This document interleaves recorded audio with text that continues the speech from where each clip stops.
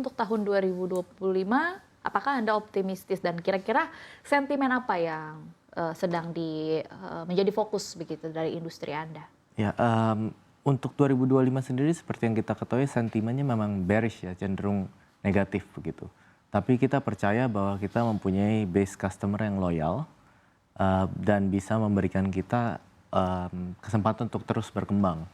Gitu. Jadi kita juga menargetkan capex untuk menambah beberapa kapal lagi. Oke, baik. Untuk tahun 2025 ada rencana pembelian unit kapal berapa unit Kak, Pak?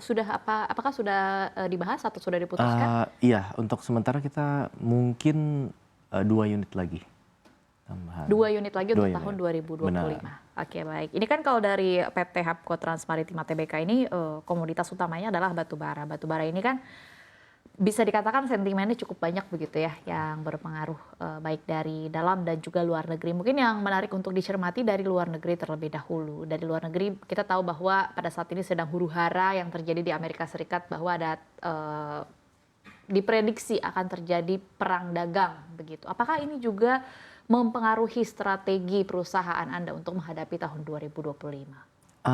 Sebenarnya kalau kita berkaca pada masa kepemimpinan Presiden Trump di awal, yang pertama, itu kita melihat bahwa perang dagang itu untuk shipping sebenarnya lumayan bagus. Menjadi sentimen positif. Menjadi sentimen positif karena yang tadinya jalur yang sangat efisien antara US dan China bisa berubah menjadi lebih panjang karena menghindari perang dagang itu. Jadinya secara kalau kita di dunia pelayaran sebutnya ton mile-nya meningkat. Oh, oke. Gitu. Baik, untuk mengakali Benar. keputusan dari perang dagang atau kenaikan Iya, tarif itu tadi benar. begitu. Berarti Benar. Anda melihat bahwa kalau akhirnya Presiden Donald Trump benar-benar menerapkan tarif tinggi atau akhirnya perang dagang internasional benar-benar terjadi, ini bisa menjadi optimisme bagi industri Anda. Iya, itu bisa menjadi sentimen positif di tengah melemahnya daya beli yang merupakan sentimen negatif. Ya. Gitu. Jadi kita juga harus melihat sentimen mana yang lebih kuat. Oke, baik. Kalau secara general, tadi di samping berkaitan dengan perang dagang yang ternyata akan membawa dampak positif terhadap industri Anda. Kira-kira tantangan apa lagi di tahun 2025 yang sedang atau sudah dihadapi?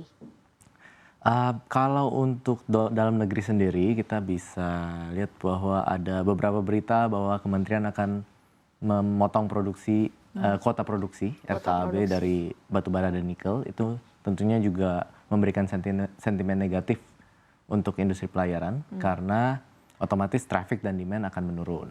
Itu satu. Yang kedua, ya seperti yang dialami juga oleh teman-teman di sektor lain, untuk tahun ini kita memiliki masalah dengan Cortex ya, sistemnya. Jadi akan ada keterlambatan untuk invoicing yang mungkin akan memberikan dampak ke cash flow sendiri sih. Ya, secara multiplier effect-nya beberapa waktu lalu permasalahan Cortex ini juga terdampak industri Anda begitu. Benar. Ya. Oke, baik. Apakah ini masih berlangsung?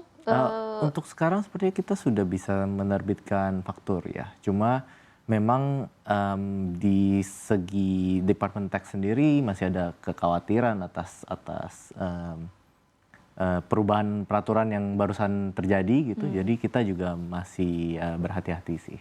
Oke. Masih berdiskusi dengan konsultan juga. Oke, baik. Bagaimana dengan fluktuasi dari harga komoditas sendiri di batubara? Bagaimana Anda melihat di tahun 2025 ini? Kalau untuk sekarang memang permintaan cenderung turun, tapi saya tidak yakin bahwa itu adalah karena harga. Mungkin harganya mengikuti volumenya malah.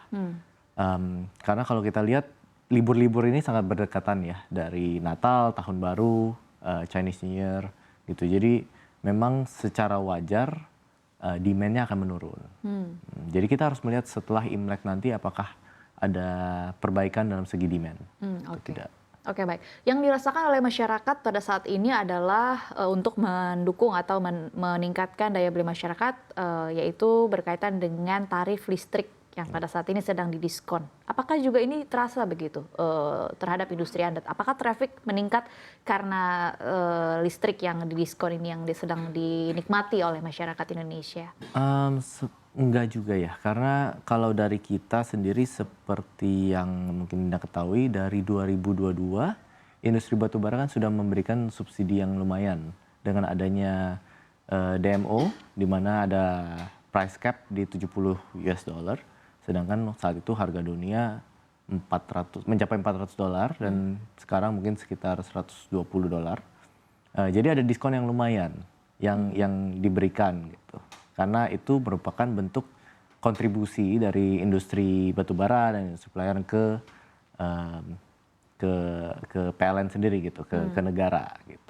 Oke, baik. Yang saat ini terjadi juga, masih terjadi begitu, yaitu pelemahan rupiah. Kita tahu pada saat ini posisi rupiah terhadap dolar Amerika Serikat adalah di sekitar 16.200, bahkan mepet ke 16.300, bahkan dikhawatirkan bahwa rupiah akan terbang ke 17.000. Ada potensi demikian. Apakah ini juga mempengaruhi atau menjadi pertimbangan Anda untuk menyusun strategi di tahun 2025? Tentunya kalau pelemahan rupiah itu mengakibatkan capex kita menjadi lebih mahal ya. Karena yang seperti misalnya kalau kita beli kapal 10 juta US dollar yang tadinya dari 150 miliar menjadi 163 atau 170 miliar kalau kursnya di 17.000 begitu.